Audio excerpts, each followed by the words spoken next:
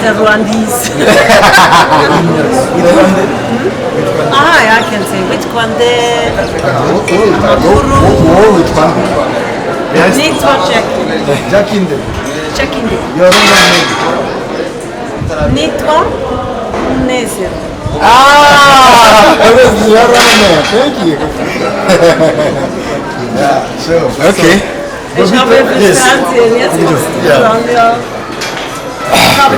ntabwo ari isura cyangwa ntabwo ari pasiporo ushobora kuba mu Rwanda umunyarwanda umutima ubu rero n'abanyarwandakazi umutima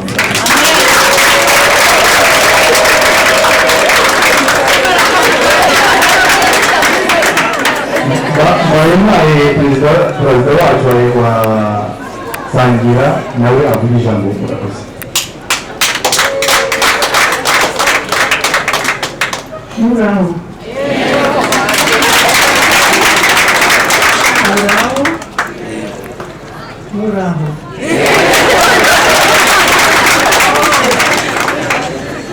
Amakuru.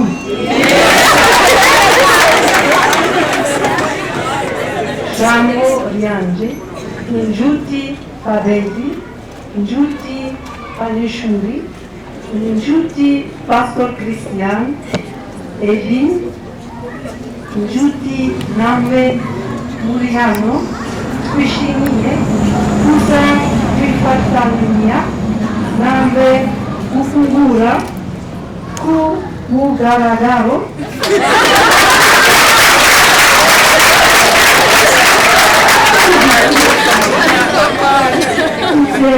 imishinga yo kuba mu Rwanda. Murakoze cyane.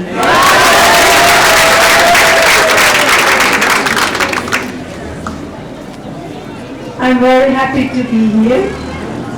I'm very happy to be here. It's my 8th time in Rwanda, and I will be back many more times in the land of the 1,000 hills and in the land of the 1,000 smiles.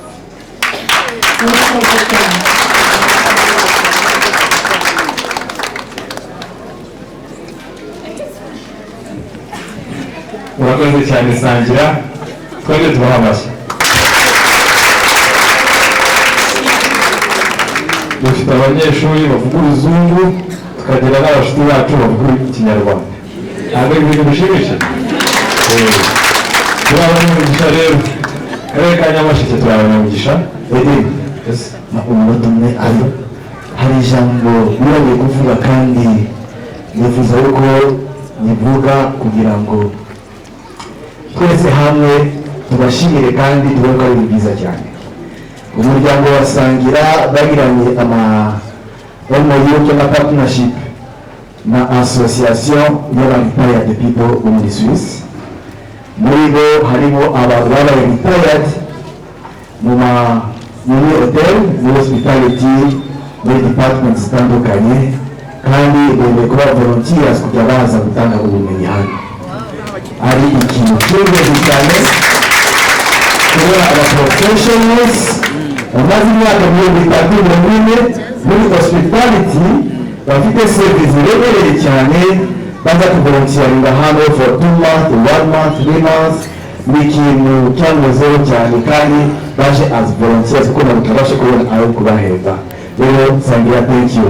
And I was talking about the Retired People Association who are willing to come volunteering in this training center.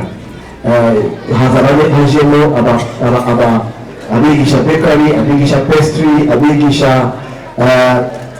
amoko atandukanye y'amafunguro y'Iburayi n'izindi parts z'isi yose. Ni ibintu by'ingenzi cyane. So nakoze cyane ari muri zo nashaka kuvuga. Arakoze cyane Christian. Njyewe ikintu numvisemo mu byo yavuze avuze ko tugiye kurya amafunguro y'Iburayi. Ibyo binaze ubwo rero niba ahangaha witegure kurya ifunguro ry'Iburayi. Ibi bintu by'ahangaha tugiye kuba tugiye kurya amafunguro y'Iburayi. Ibi ntabwo bishimishije. Noneho twabonye ababyina tradition sibyo umuco nyarwanda hano twawugaragaje katwakiremo abandi badususurutse ubundi mbereke ibintu tugiye gukora.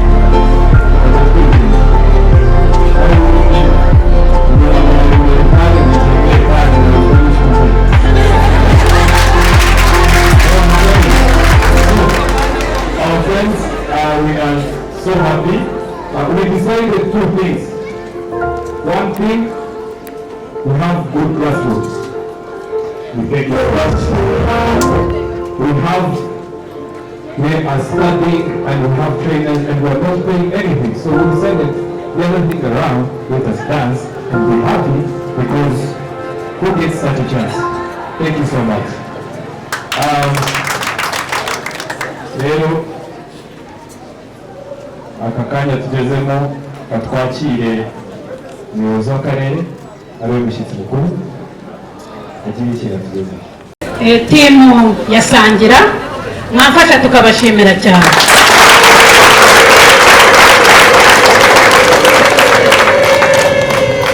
izina ry'ubuyobozi bw'akarere ka Nyamasheke ndetse no mu izina ryanjye bwite turagira ngo dushimire iri shuri kuba mwarahisemo ko ryakorera mu karere ka Nyamasheke, turabibashimira cyane.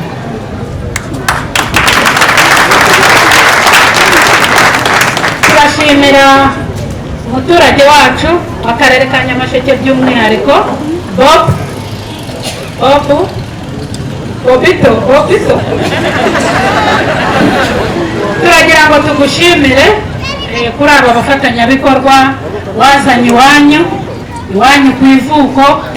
Mu by'ukuri ubu ni ubudasa bw'abaturage b'akarere ka Nyamasheke, aho bagenda bagahahira ahandi ariko ibikorwa bakabizana iwabo. Mwafasha tukamushimira.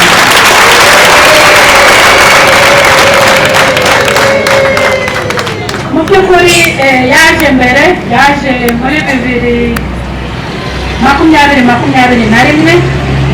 atugezaho umushinga w'iri shuri. Umushinga twarawakiriye turawushima, atujyana no kwivuka iwabo, aho avuka naho turahagera, atwereka uburyo iri shuri riramutse rikuze bagira ibikorwa binini bakabyubaka iwabo, ibindi bikajya kwa sekuru ku ishara. Mu by'ukuri nk'akarere ka Nyamasheke gafite imirenge 15 ikora ku kiyaga cya Kivu, tukaba dufite ishuri rizaba ryegereye ikiyaga cya Kivu. Mu by'ukuri murumva ko amadevize azajya yinjira mu karere kacu.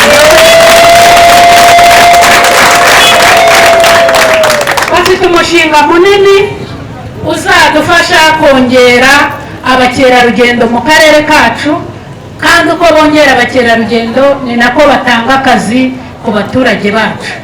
Mu by'ukuri turagira ngo tubashimire. Iri shuri ni ishuri ryiza rije ari igisubizo ku baturage b'akarere ka Nyamasheke, by'umwihariko no ku bashomeri twari dufite barangizaga segonderi ntibabona akazi. Tuzajya duhita tubazana hano bihigura amezi 6 babone certifica bakore mu mahoteli yo mu gihugu cyacu. Mwafasha na hano ukiga guteka, ukaba wateka ukabikora nk'akazi, ariko no mu rugo ukaba wabikora reka no mu rugo byaryoha, sibyo? Noneho ariko by'umwihariko tubonye ko twebwe mu karere ka Nyamasheke mu by'ukuri iri shuri rigiye kudufasha.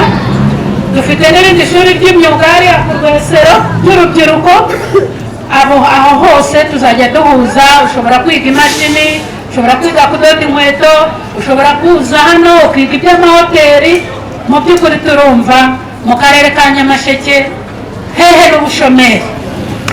n'ubushomeri bwose. Babyeyi muri hano mureke dukundisha abana bacu umwuga niwo wa mbere. Icya mbere ubushomeri keretse iyo buje mu mutwe.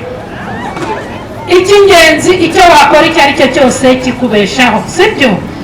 Ntabwo abantu bose babayeho neza ari uko bakora mu biro, sibyo? Icy'ingenzi ni akazi waba ukora kandi kakakubeshaho. Mureke rero dukangurire abana bacu, urumva bakeneye abana benshi, tubakangurire baze bige. Kwirirwa ku muhanda, kwirirwa ahantu hatari ngombwa turabizi. B'abana bacu bataye ishuri, aba bose tubazane hano. Uyu ni umwuga wabatunga, sibyo? Ndongozi ubu ni mwamfasha tugashimira aba bapateneri.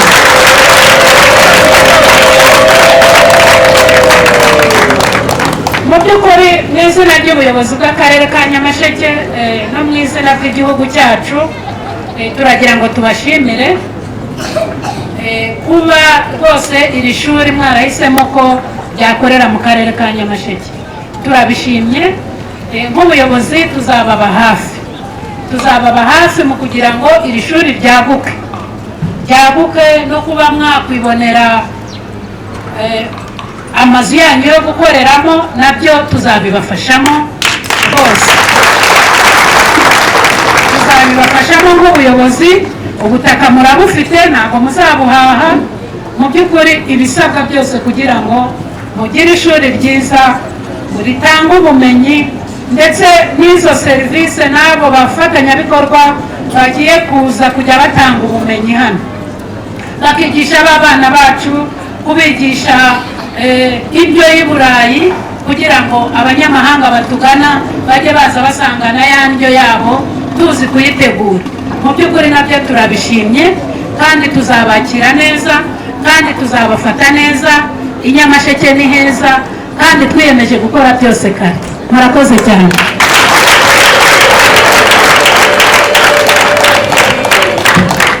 Turakoze cyane nyakubahwa meya, twongere tumukubera bashya.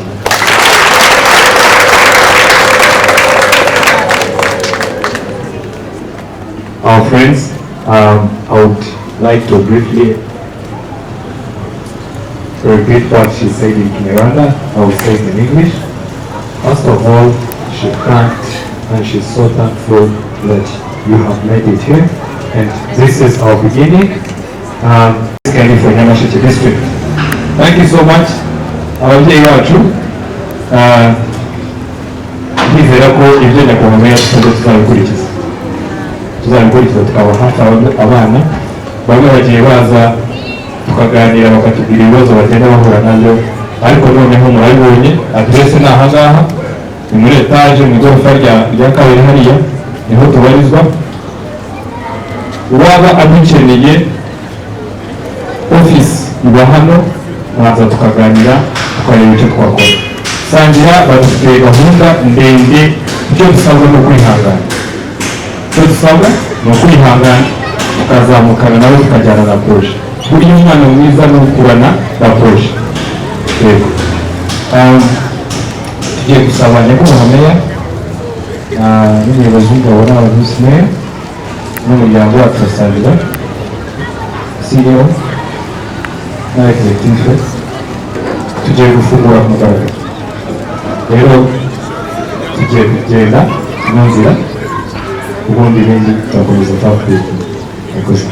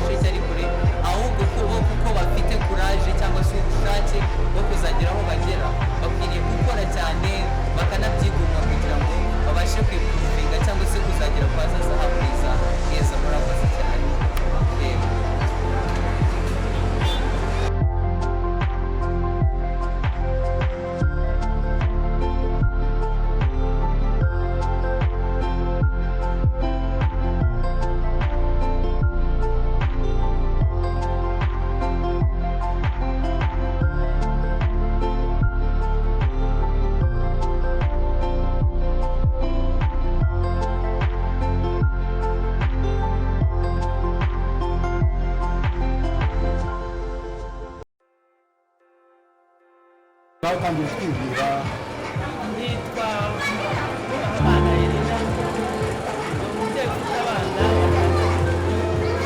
njye n'umugabo we senda n'Imana wese akagari ka Rwisiro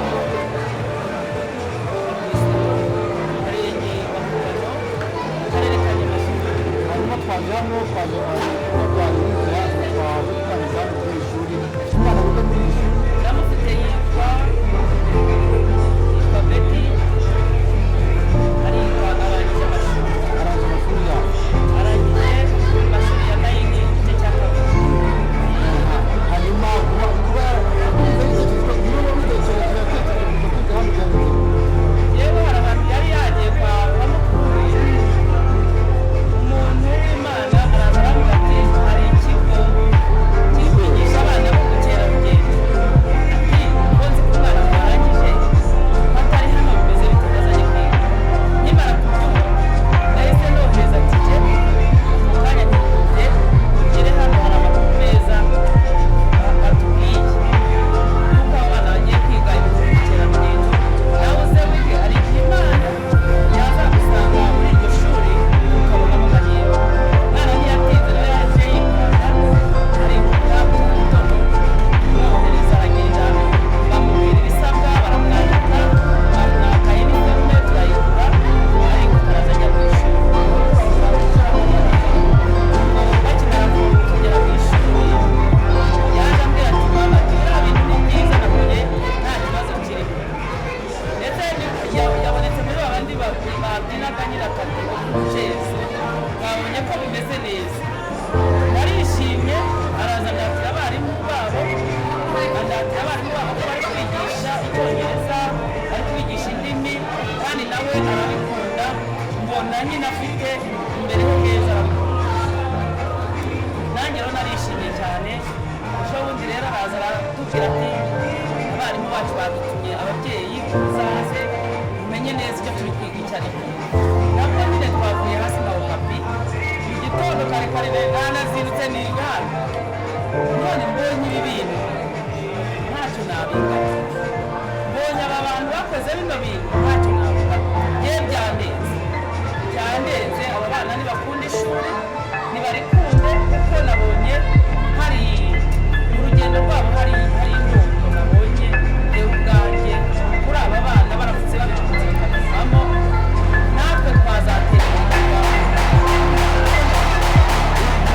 kuri wowe nk'umwana warangije ishuri umwana w'umukobwa n'ubundi nakomeza kugenda akabona n'umurimo bamuhaye numva nta burangare azahura nabo nicyo nashimiye Imana ngashimira n'abantu bateguye kino gikorwa cyo gufatira abantu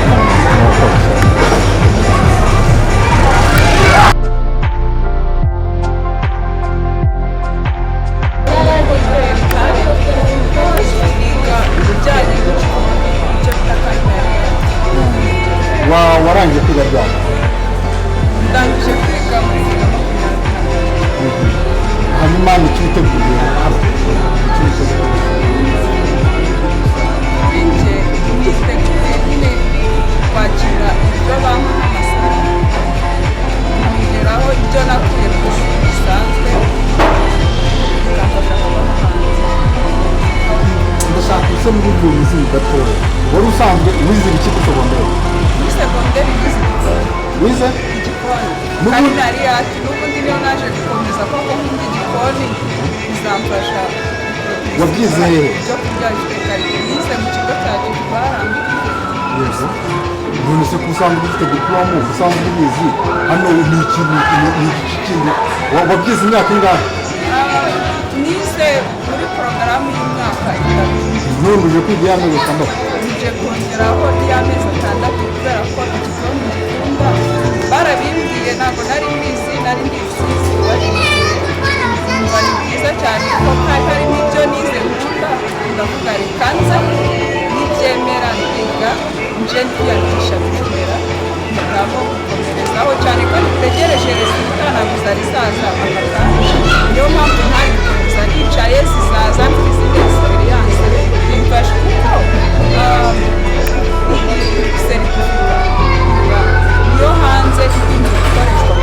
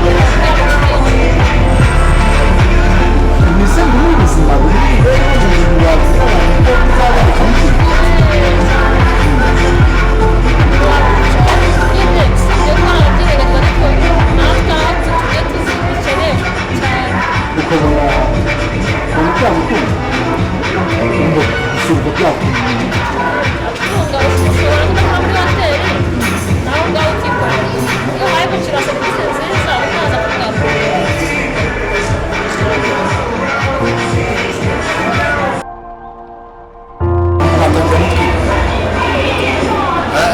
nitwa Christian Gisangura nkaba n'umuyobozi mukuru wa Careers Building Consultants, ikaba ari ikigo gitanga abakozi mu hoteli n'amaresitora, kandi ikaba ari ikigo gihugura abakozi bo mu hoteli ndetse n'abifuza kwinjira muri hospitality industry, kugira ngo tubashe gutanga abakozi bafite inararibonye cyangwa se skills, kugira gahunda yo kubahugura muri training center yacu yitwa Hotel Talent.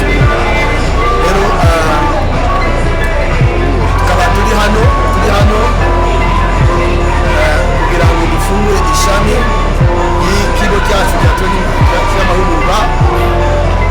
Gusa dufite center Musanze, tukagira Gisozi ndetse na ufatanye na Africa for Excellence dukorera Kimisagara muri Maison de Jeunes.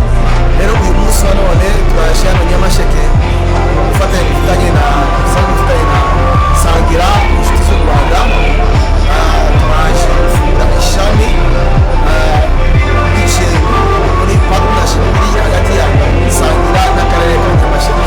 So niyo mpamvu turi hano uyu munsi.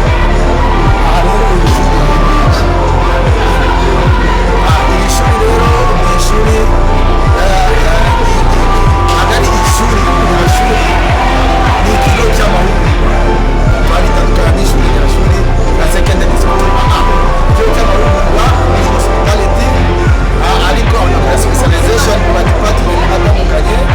Muri dufite department ya culinary arts, aho biga gutegura amafunguro y'amoko yose, ndetse tukagira na department ya front office, aho abantu biga ibijyanye na reception, bakiga kwakira abashyitsi, bakiga kugurisha ibyuma, ndetse iyo reception ntabwo biga gusa gukora muri hotel, ariko tubongeraho no gukora no mu bindi bigo bikenera customer service cyangwa se bikenera reception desk, from desk. Bashobora gukora mu bigo bya leta, bashobora gukora mu bigo bya private sector muri za front desk. Tukagira icyo bita housekeeping ni isuku muri rusange yo mu byumba, muri public area, aho abashyitsi bashobora kugera. Nabo ntabwo tubigisha gusa bijyanye na hotel, ariko tubigisha niko bashobora gukora n'ahandi mu bindi bigo bitandukanye bashinzwe isuku. Then hakabaho icyo bita food and beverage cyangwa se service, aho ngaho tubigisha service, kwakira cyangwa se guseriva, ariko tukongeraho na customer service nyirizina, uburyo umuntu yakora service. Abo muri front office no muri service tubongeraho icyo bita protocol, uburyo bashobora gukora service baseriva, ariko tukongeraho gukora protocol iyo bibaye ngombwa ko bakora. Rero ikindi Careers Building Consultants dukora nuko tunatoza icyo bita personal development ndetse n'iterambere ry'umuntu, aho ngaho tubigisha gutahura skills bafite,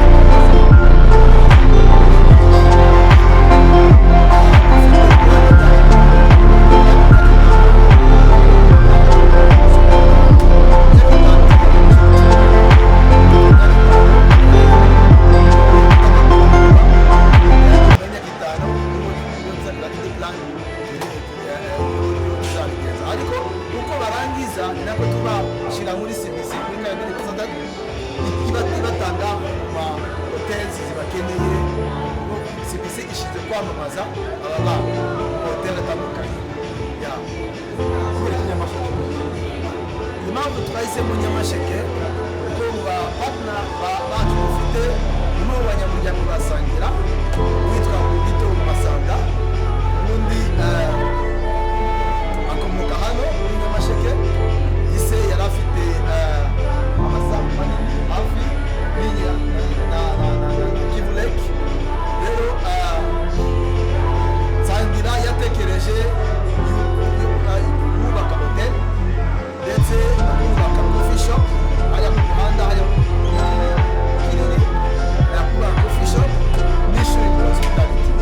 Rero twakoze iti kuva hano tuhafite amasambu, reka aba ari naho dutangira. Ariko nka hotel talent group turi muri Kigali, tukaba turi na Musanze. Ukwezi gutaha bidahindutse kuko tumaze kubona gukorera naho tuzamuka.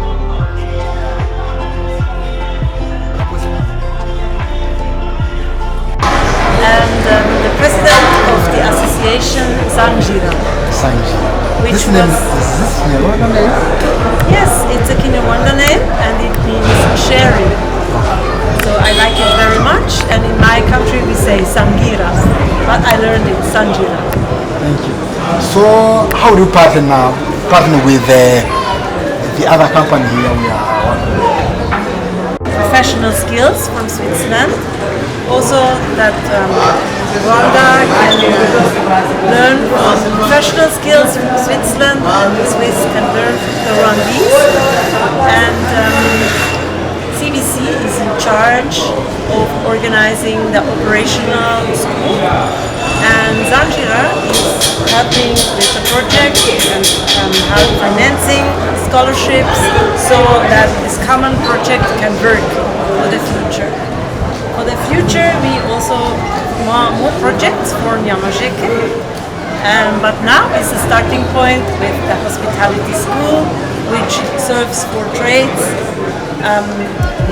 waitressing, chef, housekeeping, and also with food and beverage. Thank you very much. Thank you very much. Greetings from the Swiss people to Nyamasheke. Murakoze cyane. At the Rwandese. I can say which Kwande, Amaguru, Nitwa Chekinde. Nitwa Nezero. It was your name. Thank you. Yeah, sure. Okay. Ich habe verstanden, jetzt kommst du dran, ja. banze nshimire abayobozi b'uyu hano Nyamasheke ko batwagiye neza. Icyatumye rero ndi hano Nyamasheke ni uko ndi Burayi nakoze uko nshoboye kose ubu ngubu nkaba nkiri bikora kugira ngo inshuti zacu b'Abasuwisi babanze bamenye u Rwanda, ariko cyane cyane kugira ngo dufatanye twubake ishuri hano ry'umwuga hano Nyamasheke. igitekerezo cyaraje hanyuma mutangira kubishyira mu bikorwa. Igitekerezo cyaraje ariko ntabwo byari byoroshye kuko byafashe imyaka, kuko nagendaga nkura n'abantu nkababwira igitekerezo cyanjye bakabyumva ariko ntibikomeze kugeza aho uje kubona nyine abantu nabo bari bafite uwo mutima kugira ngo dufashe hamwe, akaba nyine ubu ngubu twarazanye nabo kugira ngo igikorwa gikorwe. CBC mu gufatanya n'umutere. CBC rero ukuntu namwe bamenye ni uko iki gitekerezo cyo kugira ngo tugire amashuri hano Nyamasheke ntabwo twe turi kuri tera, nta barimu dufite, iyo domene ya hospitality ntabwo tuyizi. Nuko nagize amahirwe yo guhura na Pasiteri Christian, akaba afite ayo mashuri i Kigali, ndamwegera mubwira ko nifuza ko twashyira hamwe kugira ngo dushyire aya mashuri i Nyamasheke. Aya mahirwe rero narayagize kuko yarabyemeye, uyu munsi twashyize hamwe kugira ngo azane abo barimu, azane ibikoresho byose, natwe rero turebe tuzane inkunga kugira ngo dushyire hamwe abana bacu ba Rwanda bige amashuri y'ubu. Hanyuma ni iyihe ntumbero mufite abana ba Nyamasheke kwagura iki kigo no kongera ubumenyi bw'aba bana bafite umushinga wagutse ku kigo? Icyo ni ikintu nziza cyane kuko icyifuzo cyane ni uko aba bana barangije amashuri turifuza ko twakubaka ahubwo hoteli hano Nyamasheke ku buryo aba bana bazajya bava mu ishuri bafite aho bagira puratike cyangwa se bakora. Ariko nanone tuvuge ntabwo tubafata bose, ariko nanone bashobora no kujya ahandi. Uyu munsi turi Nyamasheke, dushobora no kuzafungura ahandi mu Rwanda ariko bakigisha abandi ibyo bize ku buryo cyangwa se bakabona akazi ahandi mu Rwanda muri hospitality kuko ni akazi kenshi dukeneye hano. Hanyuma ufite umushinga wo kubaka ishuri kugira ngo wemeze n'aho wakodesha imishinga wese? Aho dufite isambu, tumaze kugira isambu ebyiri, imwe hano Kinini n'indi hariya Ishara.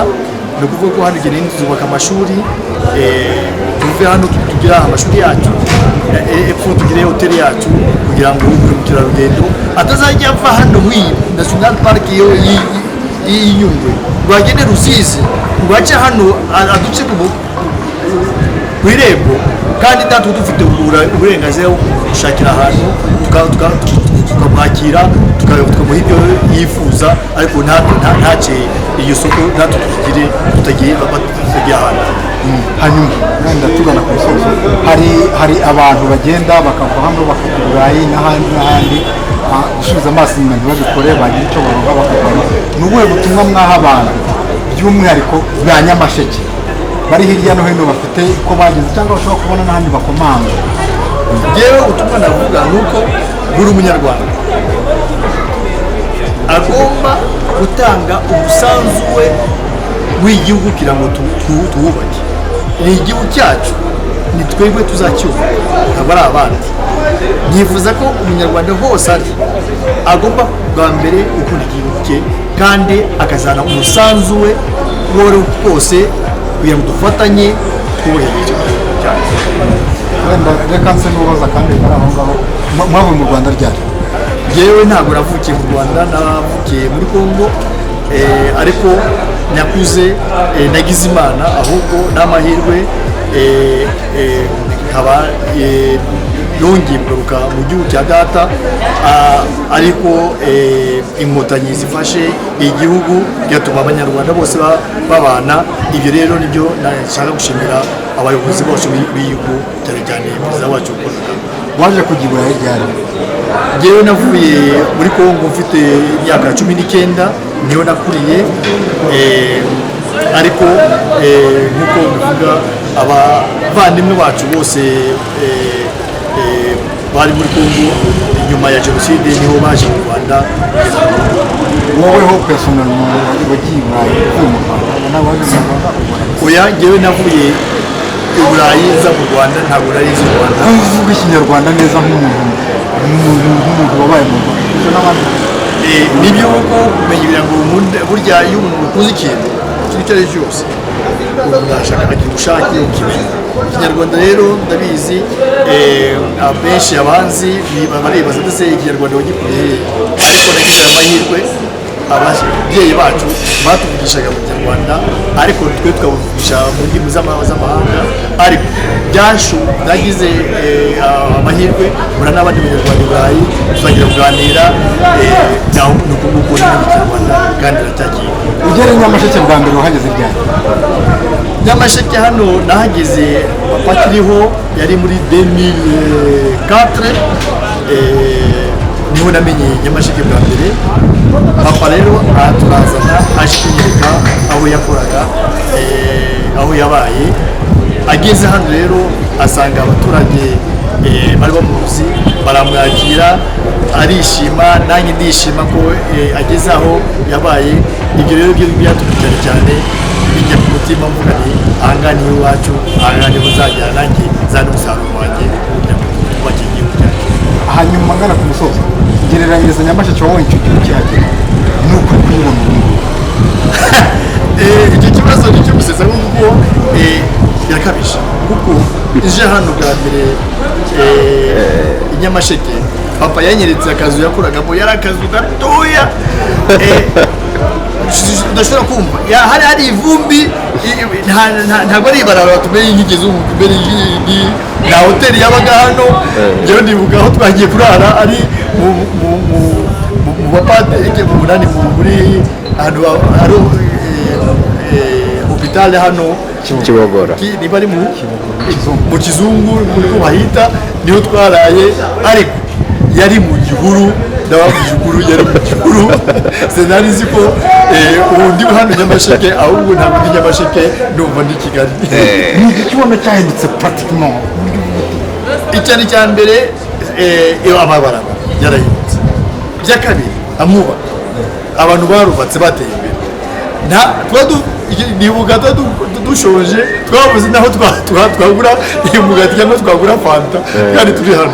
Ariko ubu ngubu amagazine yaruzuye, abantu baraje bagize amahoteli, ndarumiwe rwose. Abantu bamenye yuko Nyamasheke oya, iyi Nyamasheke ndababwiye mu minsi ubu ngubu hateye imbere, ariko mu minsi